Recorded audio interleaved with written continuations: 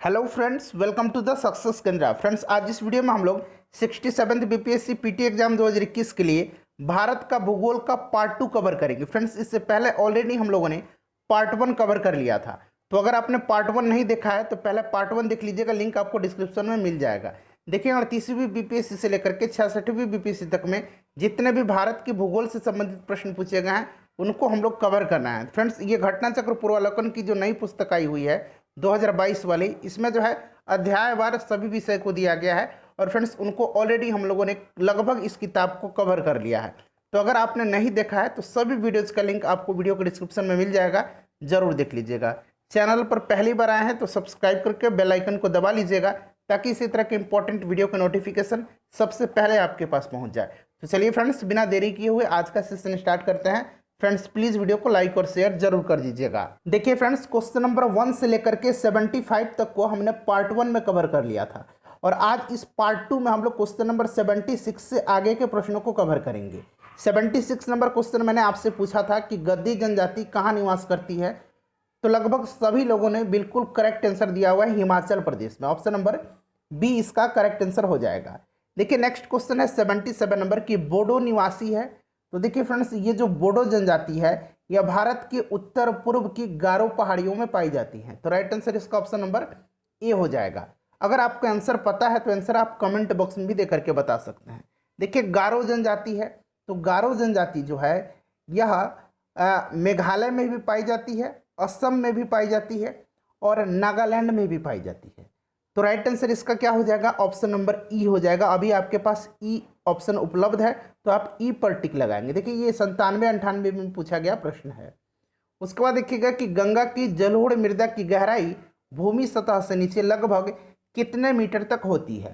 तो ध्यान दीजिएगा। देखिए फ्रेंड्स, ओल्डहम के अनुसार, यहाँ मैं नाम लिख दे रहा हूँ, ओल्डहम के अनुसार, ठीक है, ओल्डहम के अनुसार अगर हम बात करें तो गंगा के जलोढ़ निक्षेपों की मोटाई जो है यह 4000 से 6000 मीटर तक, तथा ग्लेनी के अनुसार अगर हम बात करें तो ग्लेनी के अनुसार 2000 मीटर है। तो देखिए, ऑप्शन में यहाँ पर 6000 मीटर तक दिया गया है। ओल्डहम के अनुसार गंगा के जलोढ़ निक्षेपों की मोटाई 4000 से 6000 मीटर तक है। तो राइट आंसर ऑप्शन नंबर इसका ए हो जाएगा। उसके बाद देखिएगा कि भारत की सबसे बड़ी वाह नदी है, तो ये नदी है गंगा, आपको पता भी है। देखिए फ्रेंड्स, जहाँ एक्सप्लेनेशन की आवश्यकता है वहाँ मैं आपको एक्सप्लेन करके बताऊंगा। जो चीज़ पहले से ही आप जानते हैं वहाँ समय व्यर्थ करने का कोई मतलब नहीं है। देखिए, क्वेश्चन नंबर 81 है कि गंगा नदी के किनारे सबसे बड़ा शहर कौन सा है, यानी कि गंगा नदी के किनारे जो शहर बसे हुए हैं उनमें से सबसे बड़ा शहर कौन सा है। तो उनमें से सबसे बड़ा शहर जो है ये कौन सा शहर है, तो कानपुर है। ठीक है, ध्यान रखेंगे, कानपुर है। चलिए नेक्स्ट क्वेश्चन देखिए, दूसरे स्थान पर पटना है, तीसरे स्थान पर वाराणसी है, चौथे स्थान पर प्रयागराज है। क्लियर। चलिए उसके बाद नेक्स्ट क्वेश्चन देख लेते हैं कि तिब्बत में मानसरोवर झील के पास जिस नदी का स्रोत है वह कौन सी नदियां हैं। तो ब्रह्मपुत्र भी है, सतलज भी है और सिंधु भी है। ठीक है फ्रेंड्स, तो ये हो जाएगा आपका उपयुक्त सभी। अगला क्वेश्चन देखिएगा कि मानस नदी किस नदी की उपनदी है। तो देखिए, मानस जो है यह ब्रह्मपुत्र की सहायक नदी है। ब्रह्मपुत्र की कुछ अन्य सहायक नदियां हैं, इनको आप ध्यान रखेंगे। ठीक है फ्रेंड्स, देखिए सुबर्णमिरी, उसके बाद कामेग भी है, तीस्ता भी है, तीस्ता नदी भी है, ये भी ध्यान रखेंगे। उसके बाद बात करें तो दिसांग है, कोपिली है, बूढ़ी दिहांग है। चलिए नेक्स्ट क्वेश्चन देख लीजिएगा। तो राइट आंसर ये ब्रह्मपुत्र हो जाएगा।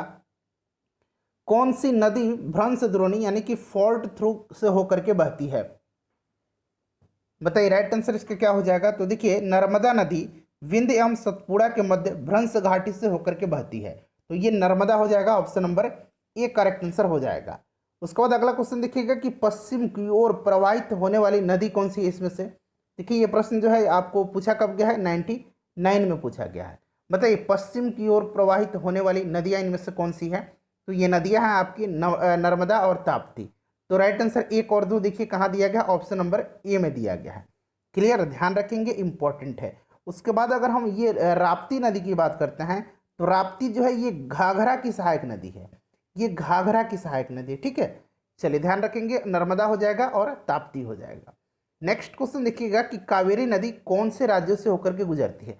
अगर हम बिल्कुल बेसिक लेवल पर बात करें तो ये जो कावेरी नदी है यह किन राज्यों से होकर के, कर्नाटक, केरल, तमिलनाडु और पुडुचेरी भी ध्यान रखेंगे। ठीक है, चलिए तो राइट आंसर इसका ऑप्शन नंबर बी हो जाएगा। नेक्स्ट क्वेश्चन देख लीजिएगा कि सोन, नर्मदा तथा महानदी निकलती है, तो ये अमरकंटक से निकलती हैं, आपको पता है। ऑप्शन नंबर इसका बी राइट आंसर हो जाएगा, अमरकंटक पठार से। देखिए फ्रेंड्स, दामोदर नदी निकलती है। दामोदर नदी जो है यह छोटा नागपुर पठार की पहाड़ियों से निकलती है। ठीक है, तो राइट आंसर इसका हो जाएगा ऑप्शन नंबर बी। दामोदर नदी को कहाँ का शोक कहा जाता है? ठीक है, आप जरा लिख करके कमेंट करके बताइए। चलिए नेक्स्ट क्वेश्चन देखिएगा कि निम्नलिखित में से कौन भूमि बंधित नदी है? तो ये लूनी नदी है। कौन सी नदी है? लूनी नदी है। ध्यान रखेंगे, लूनी नदी जो है यह भूमि बंधित नदी है। क्लियर? चलिए नेक्स्ट क्वेश्चन देख लीजिएगा, ऑप्शन नंबर सी हो जाएगा इसका। निम्न नदियों में से सबसे अधिक नदी पथ परिवर्तन यानी कि मैक्सिमम शिफ्टिंग ऑफ कोर्स किया है, तो ये सीधी सी बात है, अपनी जो पथ है, रास्ता है, ये बदलने के लिए कौन सी नदी कुख्यात है? तो ये नदी है आपकी कोसी नदी। Option number C right answer हो जाएगा। बिहार का शोक कहा जाता है इसको, ध्यान रखेंगे, अपनी मार्ग बदलने के कारण ही इसको। देखिए, भारतीय मानसून मौसमी विस्थापन से इंगित है, जिसका कारण है, बताइए राइट आंसर इसका क्या हो जाएगा? तो राइट आंसर इसका हो जाएगा स्थल तथा समुद्र का विभेदी तापन। ऑप्शन नंबर ए इसका करेक्ट आंसर हो जाएगा। नेक्स्ट क्वेश्चन देखिए, निम्न राज्यों में से किस राज्य में जाड़े यानी कि विंटर के मौसम में बारिश होती है? तो ये बारिश होती है कहाँ? तो तमिलनाडु में। ठीक है, ध्यान रखेंगे किस राज्य में? तमिलनाडु में होती है। तो ऑप्शन नंबर इसका बी करेक्ट आंसर हो जाएगा। अक्टूबर नवंबर महीने में उत्तर पूर्व मानसून, ठीक है, उत्तर पूर्व मानसून, जिसको कि लौटते हुए मानसून भी कहा जाता है, इसके कारण तमिलनाडु के तटवर्ती इलाकों में वर्षा होती है। नेक्स्ट क्वेश्चन देख लीजिएगा, चेरापूंजी अवस्थित है। तो चेरापूंजी आपको पता है कि ये मौसिन राम से पहले सर्वाधिक वर्षा वाला स्थान था और यह पूर्वोत्तर राज्य मेघालय में स्थित है। ठीक है, चलिए मेघालय इसका करेक्ट आंसर हो जाएगा। नेक्स्ट क्वेश्चन देख लीजिएगा, यहाँ मिलान करना है। क्लियर? देखिए, प्राकृतिक आपदाएं हैं और दूसरी तरफ जो है उनका संबंधित प्रदेश दिया गया है, तो ये आपको मिलान करना है। बताइए फ्रेंड्स, बाढ़ जो है ये बाढ़ कहाँ हो जाएगा? बाढ़ हो जाएगा उत्तर प्रदेश तथा बिहार के मैदान में। ठीक है, उसके बाद अगर हम भूकंप की बात करते हैं तो भूकंप हो जाएगा हिमालय का गिरिपाद क्षेत्र। उसके बाद सूखा की अगर बात करते हैं तो सूखा हो जाएगा आपका मध्य पूर्वी भारत, ये हो जाएगा मध्य पूर्वी भारत। और चक्रवात जो है झारखंड तथा उत्तरी उड़ीसा। ठीक है, तो ये मिला लीजिएगा, मेरे ख्याल से ऑप्शन नंबर यहाँ पर इसका 3-4-2 हो जाएगा। ठीक है, 3-1-4-2, ऑप्शन नंबर बी इसका करेक्ट आंसर हो जाएगा। नेक्स्ट क्वेश्चन देखिएगा कि करेवास मृत्तिका जो जाफरान जो है केसर का एक स्थानीय प्रकार है, उसके उत्पादन के लिए उपयोगी है, पाई जाती है। तो फ्रेंड्स देखिए, ये पाई जाती है कश्मीर हिमालय में। ठीक है, कश्मीर हिमालय में पाई जाती है। तो राइट आंसर इसका ऑप्शन नंबर ए हो जाएगा। रेगुड़ मिट्टी, देखिए रेगड़ लिखा हुआ है, रेगुड़ भी इसको पढ़ा जाता है, ऐसे भी रेगुड़ लिखा रहता है, तो आप ध्यान देंगे। तो रेगुड़ किसका नाम है? तो रेगुड़ मिट्टी काली मिट्टी को कहा जाता है। Option number C right answer हो जाएगा। देखिए, काली मिट्टी का विस्तार जो है सर्वाधिक महाराष्ट्र में है। इसके अलावा ये गुजरात में भी पाई जाती है, पश्चिमी मध्य प्रदेश, उत्तर पश्चिमी आंध्र प्रदेश, कर्नाटक, तमिलनाडु, राजस्थान, छत्तीसगढ़ और झारखंड में भी पाई जाती है। सबसे ज़्यादा पूछे तो ये कहाँ पाई जाती है? महाराष्ट्र में पाई जाती है। और ये कपास की खेती के लिए सर्वोत्तम मिट्टी होती है रेगुड़ मिट्टी, काली मिट्टी। देखिए, रेगुड़ मिट्टी सबसे ज़्यादा महाराष्ट्र में। Option number A right answer हो जाएगा, महाराष्ट्र में। नेक्स्ट क्वेश्चन देखिए, रेगुड़ का नाम क्या है? अभी मैंने बताया कि काली मिट्टी। ठीक है, तो काली मिट्टी देखिए ऑप्शन बी में दिया गया है। अगला क्वेश्चन देखिएगा कि मृदा अपरदन को रोका जा सकता है। तो सीधी सी बात है, मृदा अपरदन को वृक्ष लगा करके, वन लगा करके रोका जा सकता है। ठीक है, तो वनारोपण हो जाएगा ऑप्शन नंबर सी। उसके बाद नेक्स्ट क्वेश्चन देख लीजिएगा, अगला प्रश्न है हमारा कि गंगा के मैदान की पुरानी कछारी मिट्टी कहलाती है। पुरानी कछारी मिट्टी या फिर पुरानी जलोढ़ मिट्टी? पुरानी कछारी मिट्टी को कहा जाता है बांगर मिट्टी। क्या कहा जाता है? बांगर मिट्टी। और नवीन कछारी मिट्टी को, नवीन जलोढ़ मिट्टी को खादर कहा जाता है। ठीक है, नवीन को जो है, नई को, नई या नवीन एक ही बात है, इसको जो है क्या कहा जाता है? खादर कहा जाता है। चलिए, निम्नलिखित में से कौन सी मिट्टी नदियों द्वारा निर्मित है? तो ये जलोढ़ मिट्टी है। ऑप्शन नंबर इसका सी राइट आंसर हो जाएगा। सर्वाधिक विस्तार भारत में इसी मिट्टी का है, ध्यान रखेंगे।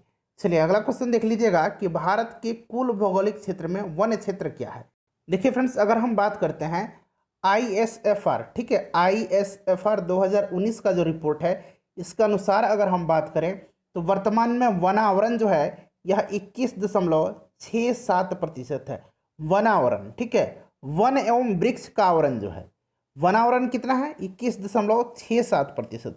वहीं अगर वन एवं वृक्षावरण पूछे तो ये हो जाएगा आपका 24.56%, ठीक है। ये आंकड़ा आप ध्यान रखेंगे। चलिए, तो ये पुराना क्वेश्चन है, देख सकते हैं 2001-2 में। नेक्स्ट क्वेश्चन देखिएगा कि भारत में किस राज्य का सर्वाधिक क्षेत्र घने पतझड़ वाले जंगल से घिरा हुआ है। तो देखिए, घने पतझड़ वाले जो जंगल से घिरा हुआ है ये कौन सा हो जाएगा बताइए। तो राइट आंसर हो जाएगा ये Madhya Pradesh, option number C correct answer हो जाएगा मध्य प्रदेश। उसके बाद अगर बात करें तो छत्तीसगढ़, ठीक है, तो ये मध्य प्रदेश इसका करेक्ट आंसर हो जाएगा। अगला अगला क्वेश्चन देखिएगा कि प्रतिशत अधिकतम वन क्षेत्र। अब देखिए यहाँ प्रतिशत में पूछा गया, तो प्रतिशत में मिजोरम हो जाएगा। बिल्कुल जो 2019 का रिपोर्ट है वन सर्वेक्षण का, ये मैं आपको बता रहा हूँ, ठीक है। तो प्रतिशत में अगर पूछे तो मिजोरम हो जाएगा, ध्यान रखेंगे। तो राइट आंसर इसका ऑप्शन नंबर सी हो जाएगा। भारत के किस राज्य में वन्य जीव अभयारण्य सबसे ज़्यादा संख्या में है। तो वन्य जीव अभयारण्य, देखिए ये प्रश्न पिछले वर्ष पूछा गया है 2020 में। तो देखिए सबसे ज़्यादा जो है ये महाराष्ट्र में है, option number C right answer हो जाएगा। 48 है, कितना, 48 है। वहीं अगर आपसे संघ राज्य पूछा जाए, केंद्र शासित प्रदेश, तो यह अंडमान निकोबार द्वीप समूह में, याद रखेंगे 96 है। चलिए नेक्स्ट क्वेश्चन देख लीजिएगा। ये देखिए जनगणना का पूछा गया है 91 से 2001 वाला। इस प्रश्न को हम छोड़ देते हैं, ठीक है फ्रेंड्स। चलिए उसके बाद देखिएगा कि 2011 की, अब देखिए 2011 की जनगणना आ गई।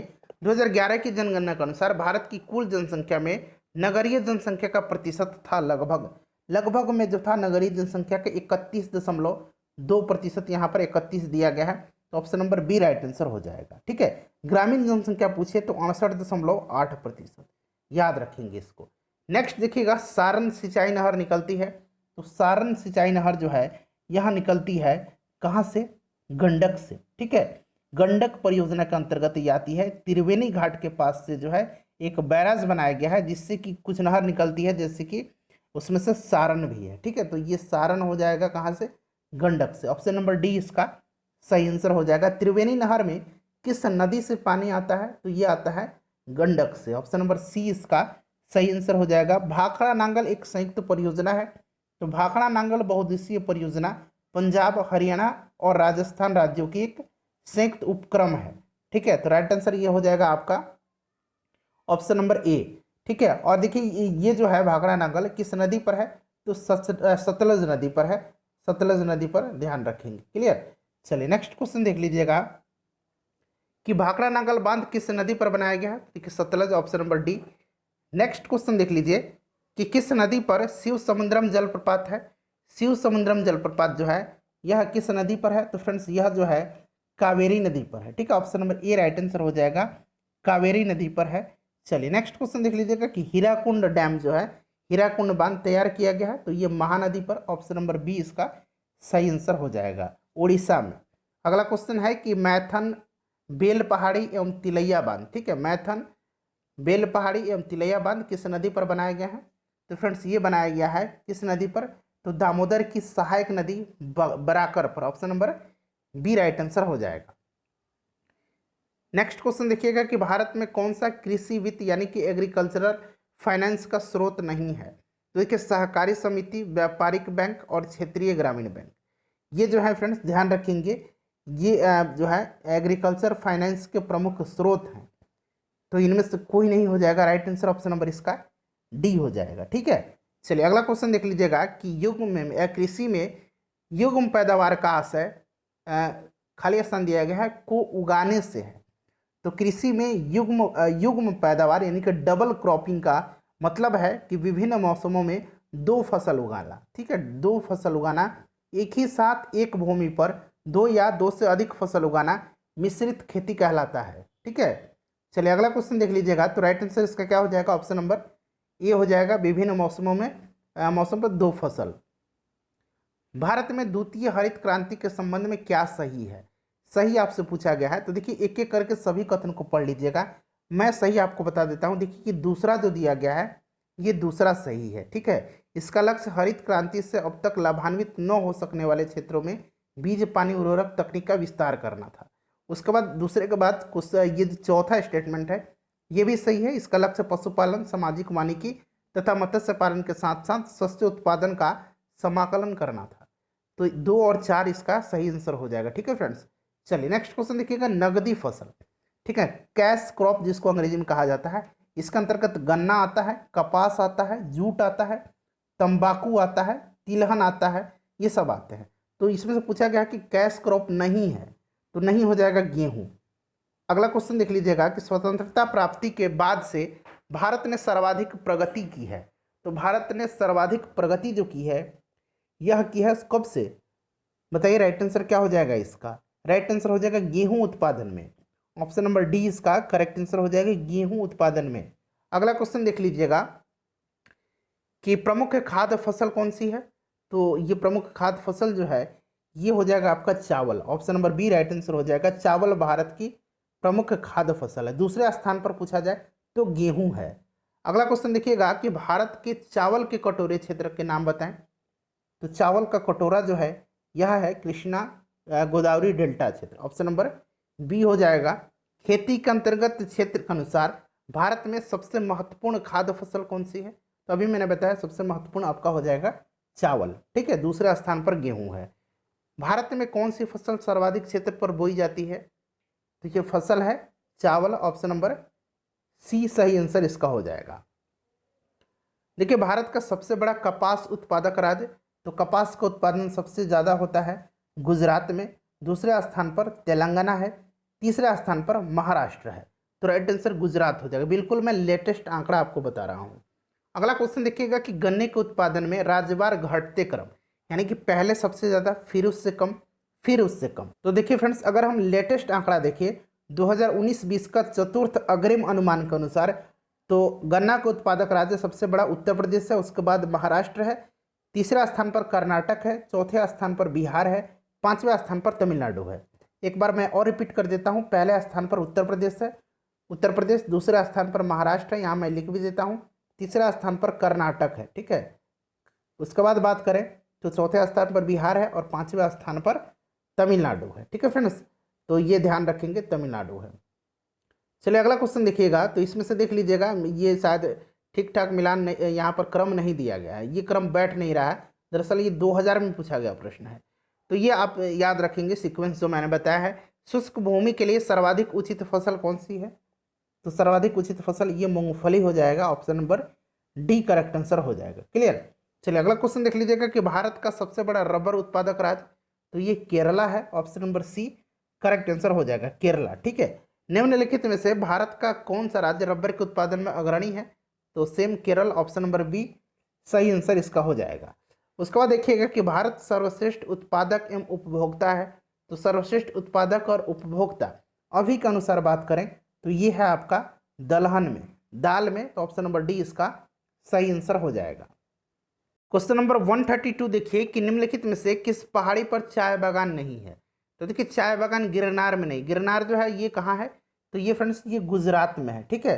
कानन देवन याद रखिएगा, कानन देवन कहाँ है। तो कानन देवन पहाड़ियाँ भारत के केरल राज्य की इडुक्की जिले में अवस्थित है। क्लियर। बाकी आपको पता है नीलगिरी और दार्जिलिंग तो आपको पता ही है। चलिए नेक्स्ट क्वेश्चन देख लीजिएगा कि निम्न कॉफी उत्पादक क्षेत्रों में से कौन सा क्षेत्र कर्नाटक में नहीं है। ये सभी कॉफी उत्पादक हैं। कर्नाटक में जो है इसमें से कौन सा नहीं है। तो ये पुलनेज नहीं है। अच्छा पुलनेज जो है ये तमिलनाडु में है, ठीक है। तमिलनाडु में पुलनेज है, ध्यान रखिएगा। चलिए नेक्स्ट क्वेश्चन देख लीजिएगा कि भारत अपनी आवश्यकता से अधिक उत्पादन करता है। तो ये करता है किसका बताइए। तो राइट आंसर चाय का करता है। Option number A correct answer हो जाएगा, चाय का करता है, ठीक है। नेक्स्ट क्वेश्चन देखिएगा कि भारत का सर्वाधिक पटसन उत्पादक राज्य। तो पटसन का उत्पादन सबसे ज़्यादा पश्चिम बंगाल में होता है। अगर हम बात करें तो बिहार दूसरे स्थान पर है, ठीक है।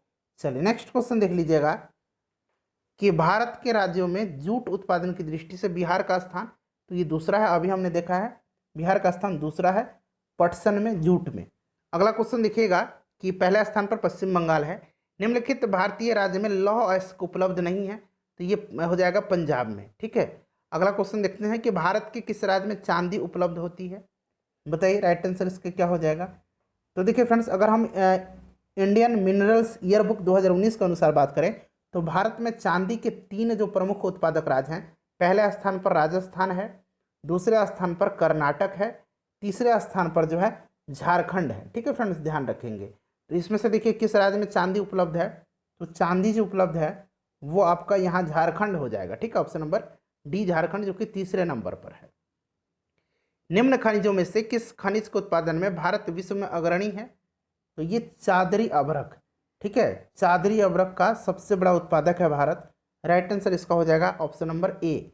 अगला प्रश्न देखिएगा कि भारत का कौन सा राज्य सर्वाधिक अभ्रक उत्पादन करता है, तो अभ्रक का उत्पादन जो है सबसे ज़्यादा कौन करता है, बताइए। देखिए प्रश्न में पूछा गया है कि सर्वाधिक अभ्रक उत्पादन करता है, तो अगर हम अभी के हिसाब से बात करें इंडियन मिनरल्स ईयरबुक 2000, अगर हम बात करें 2019 वाली, तो उस हिसाब से आंध्र प्रदेश सर्वाधिक है। तो देखिए आंध्र प्रदेश तो ऑप्शन में है ही नहीं, तो इनमें से कोई नहीं हो जाएगा। दूसरे स्थान पर कौन सा है, दूसरे स्थान पर जो है राजस्थान है। ठीक है, चलिए नेक्स्ट क्वेश्चन देख लीजिएगा कि भारत में खनिज उत्पादन में समृद्ध राज्य पहचानिए। तो देखिए फ्रेंड्स, अगर हम बात करते हैं कि भारत में खनिज उत्पादन में सबसे समृद्ध राज्य जो है, तो ध्यान रखेंगे परमाणु एवं ईंधन खनिज को छोड़ करके, परमाणु एवं ईंधन खनिज को छोड़ करके अगर हम बात करें तो खनिज उत्पादन में सबसे समृद्ध राज्य जो है ये राजस्थान है, दूसरे नंबर पर उड़ीसा है, तीसरे नंबर पर आंध्र प्रदेश है। ध्यान रखेंगे। चलिए अगला क्वेश्चन देख लीजिएगा कि कोयला उत्पादन में राज्यवार घटता क्रम। तो कोयले का सबसे ज़्यादा उत्पादन जो है ये कहाँ पर है, छत्तीसगढ़ में है, दूसरे पर उड़ीसा है, तीसरे पर झारखंड है। तो ये क्रम आप याद रखेंगे कौन सा, तो पहले पर छत्तीसगढ़ है, दूसरे पर उड़ीसा है और तीसरे पर झारखंड है। ये क्रम आपको याद रखना है, ये लेटेस्ट आंकड़ा मैं बता रहा हूँ। छत्तीसगढ़, उसके बाद उड़ीसा और तीसरे पर जो है ये आपका झारखंड हो जाएगा। चलिए नेक्स्ट क्वेश्चन देख लीजिएगा कि कोरबा कोयला क्षेत्र अवस्थित है। तो कोरबा जो है यह अवस्थित है छत्तीसगढ़ में। ठीक है, चलिए छत्तीसगढ़ में है, ध्यान रखेंगे। नेक्स्ट क्वेश्चन देखिए, किस खनिज से रेडियम प्राप्त किया जाता है, तो पिच ब्लेंड से किया जाता है। भारत का पहला पनबिजली हाइड्रो पावर स्टेशन शक्ति केंद्र आरंभ हुआ था, देखिए कहाँ पर, इसका आंसर आप कमेंट करके बताएंगे। ठीक है फ्रेंड्स, चलिए उसके बाद देखिएगा कि भारत में ऊर्जा उत्पादन एवं उपभोग के संबंध में निम्नलिखित में से कौन सा कथन सही नहीं है, सही नहीं पूछा गया है, तो बताइएगा इसमें से कौन सा सही नहीं है। सभी ऑप्शंस को पढ़िए। तो देखिए अगर हम बात करें तो ऑप्शन नंबर सी जो है ये सही नहीं है। भारत में उत्पादित कुल व्यावसायिक ऊर्जा में गैर पारंपरिक ऊर्जा स्रोतों का योगदान 1% से कम है। 1% से कम नहीं है, 1% से ज़्यादा है कितना दरअसल ये, तो 9.21% है। ठीक है, तो 1% से ज़्यादा है ना, तो ये जो है गलत कथन दिया गया है। नेक्स्ट क्वेश्चन देखिएगा कि भारत में कतिपय लौह इस्पात संयंत्र पश्चिमी तट से होकर के आयोजित किए गए हैं। इस उद्योग की ऐसी अवस्थिति का एक प्रमुख कारण क्या है, बताइए इसमें से क्या है इसका एक कारण। तो देखिए राइट आंसर इसका क्या हो जाएगा, राइट आंसर जो हो जाएगा इसका हो जाएगा ऑप्शन नंबर बी। गोवा एवं मध्य प्रदेश के कुछ भागों में उत्तम श्रेणी के लौह अयस्क निक्षेपों का मिलना तथा इस क्षेत्र से इस्पात निर्यात की तुलनात्मक सुविधा। नेक्स्ट क्वेश्चन देखिएगा, नेक्स्ट क्वेश्चन है हमारा कि भारत में कुल कितने राष्ट्रीय राजमार्ग हैं और उनकी कुल लंबाई तकरीबन कितनी है। तो बिल्कुल अगर हम बात करते हैं नए आंकड़े की, जो कि 31 मार्च 2019 की स्थिति है, इसके अनुसार भारत में कुल 599 राष्ट्रीय राजमार्ग हैं। कितने, 599 हैं, और उनकी कुल लंबाई जो है ये कितनी है, तो ये भी आपको याद रखना है। ठीक है, ये है 132,500 किलोमीटर। ठीक है फ्रेंड्स, इसको ध्यान रखिएगा। चलिए अगला क्वेश्चन देख लीजिएगा कि भारत में सबसे पहले रेल मार्ग तैयार हुआ था, तो आपको पता है 1853 में लॉर्ड डलहौजी के समय में हुआ था। तो राइट आंसर इसका हो जाएगा 1853। बड़ी लाइन की 2 पटरियों के बीच की दूरी होती है, तो बड़ी लाइन की अगर हम बात करें तो बड़ी लाइन ये क्या हो जाएगा, बड़ी लाइन का हो जाएगा 1.67 मीटर। ठीक है, यहाँ देखिए फीट में दिया गया 1.676 मीटर होता है। अगर वहीं फीट में बात करें तो ये फीट कितना हो जाएगा, 5.5 फीट। देखिए 5.5 फीट ऑप्शन नंबर बी में दिया गया है। वहीं अगर हम मीटर गेज की बात करते हैं, मीटर गेज, तो मीटर गेज में ये कितना हो जाएगा, तो अगर मीटर में बात करें तो 1 मीटर हो जाएगा। छोटी लाइन की पटरियों का तो देखिए ये कितना हो जाएगा, ये हो जाएगा आपका 762 mm से लेकर के, mm की बात कर रहा हूँ, 610 mm। ठीक है फ्रेंड्स, चलिए राइट आंसर इसका ऑप्शन नंबर बी हो जाएगा, 5.5 फीट। देखिए मार्मागोआ पतन स्थित है, तो मार्मागोआ जो है ये गोवा में है, ऑप्शन नंबर सी इसका सही आंसर हो जाएगा। भारत का 13वां प्रधान बंदरगाह किस राज्य में स्थापित किया जाने वाला है? देखिए प्रश्न 2020 में 66वीं बीपीएससी का है, तो ये महाराष्ट्र का वर्धावन है। ठीक है, ध्यान रखेंगे। चलिए अगला क्वेश्चन देख लीजिएगा। नेक्स्ट क्वेश्चन है कि सुल्तानपुर बर्ड सेंचुरी स्थित है, तो ये है आपका कहाँ बताइए? सुल्तानपुर बर्ड सेंचुरी जो है ये गुड़गांव में है, हरियाणा में। अंटार्कटिका में भारत का तीसरा शोध केंद्र का नाम क्या है? पहला दक्षिण गंगोत्री, दूसरा मैत्री, तीसरा जो है ये है भारती, ऑप्शन नंबर ए। उसके बाद फ्रेंड्स लास्ट क्वेश्चन है आज के सेशन का। देखिए प्रश्न है कि निम्नलिखित में से किस क्षेत्र में प्रवाल भित्ति नहीं पाई जाती है? तो अगर हम बात करते हैं इसमें से, तो ध्यान दीजिएगा। देखिए friends, Indian national centre for ocean information service के अनुसार भारत के प्रवाल भित्ति वाले क्षेत्र जो है वो कच्छ की खाड़ी है, उसके बाद मालवन क्षेत्र है, लक्षद्वीप समूह है, मन्नार की खाड़ी है, अंडमान निकोबार द्वीप समूह है। इसमें से जो है कैम्बे की खाड़ी नहीं है, ऑप्शन नंबर ए इसका करेक्ट आंसर हो जाएगा। फ्रेंड्स प्लीज़ वीडियो को लाइक और शेयर जरूर कर दीजिएगा।